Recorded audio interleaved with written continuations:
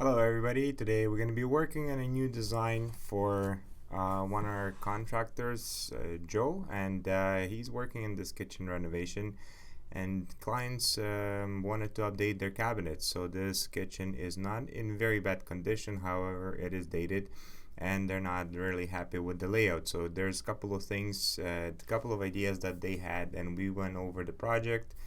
And basically the main thing is they want to open up, so the wall on the right hand side where the fridge is, they want to open that into the living room and have like an overhang countertop and have some bar stools on the other side. So right now they have a piano standing there, and it's kind of useless right now because the kids are not using it anymore. So, and plus they wanted to connect both rooms and make it more welcoming and open concept idea.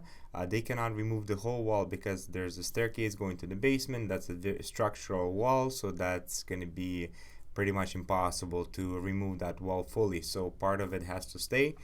However, part of it will be open. So yeah, they looked at different options, and the clients basically originally thought that they're going to be moving the fridge all the way to the other side of the kitchen.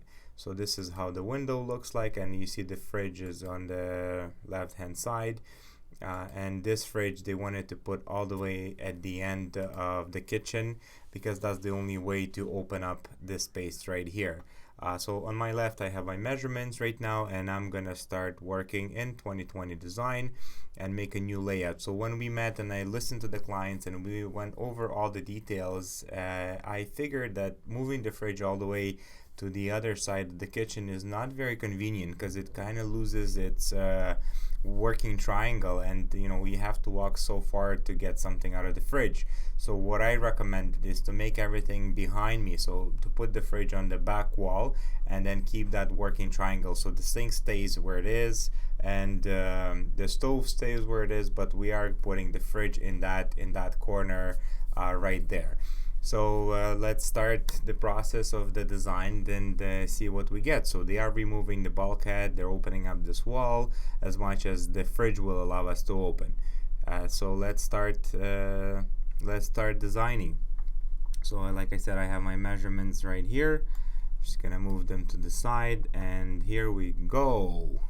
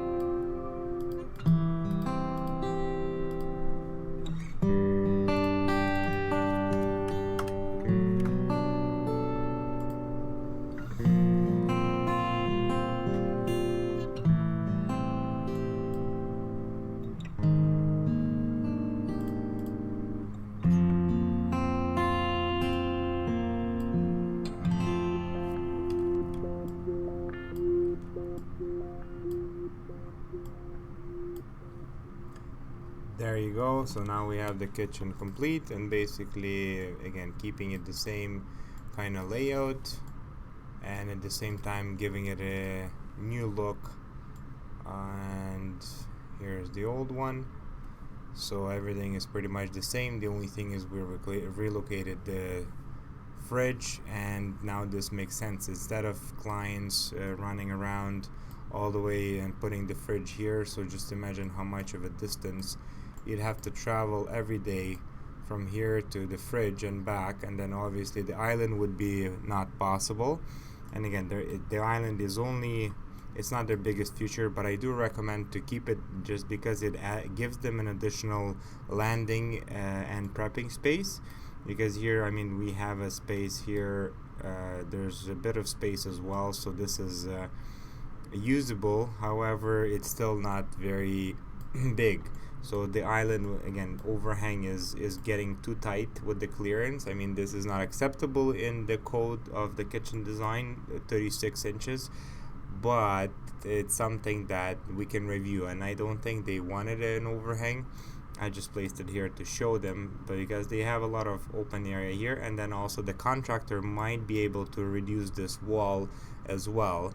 So we will see as we talk with them. You know, we're gonna take a look and discuss these options. And basically in an island, what we did is a microwave drawer, then we have a drawer here. I placed a bank of drawers on the back, so when you're cooking and prepping, it's very convenient. You're back and forth, and you know, with pots and pans all around. This is a 33-inch cabinet, so again, very nice and big for pots and pans.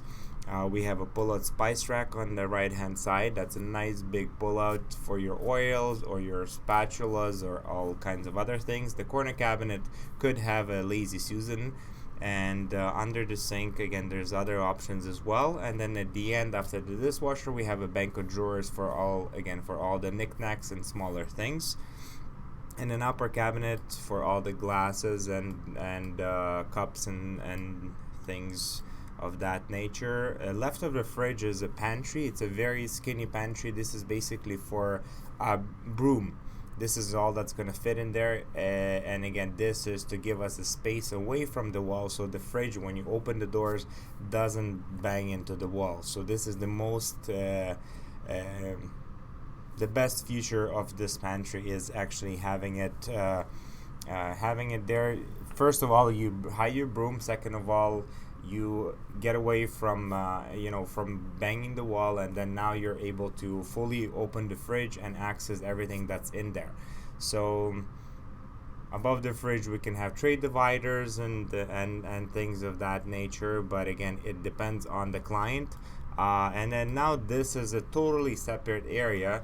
We have so they could potentially use this as additional storage. So they have a pantry and more drawers. They're not as deep because the wall only comes out 14 inches, I believe, and then I made this 16 inches, so you still get a bit of drawer space, but this is all the stuff that you don't use every day. This is a way this is a coffee station area, as well as additional storage, maybe wine fridge. Could go on the bottom if we increase the depth, because wine fridge 24, but they were looking at those. Also the cabinets on the left and right of the glass, these could be wine racks to separate and give them wine storage.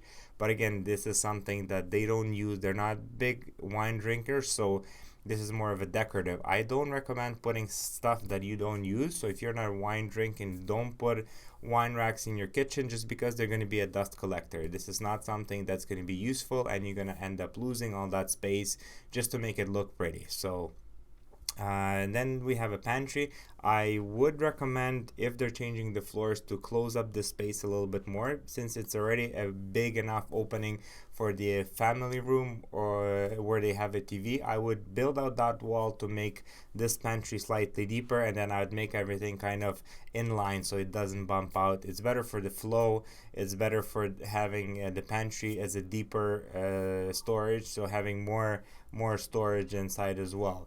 And so pretty much, again, the cabinets are about 8 inches off the ceiling, and this is something that we're going to be reviewing and going over. It's based on their budget and their ability, and yeah, everybody has a different budget. And then going to the ceiling, obviously, then now we got to do stacked cabinets, so it will look nicer, but it will also add additional cost, which we don't have for this project. So again, we're going to present it to the clients today to see what their feedback, and then kind of go over all these mechanisms and accessories and see what suits them most, and adjust as we go. So we'll see where this leads to. Maybe there'll be some modifications, but pretty much it looks like a functional layout, and I'm pretty sure they'll be excited and happy with this new floor plan.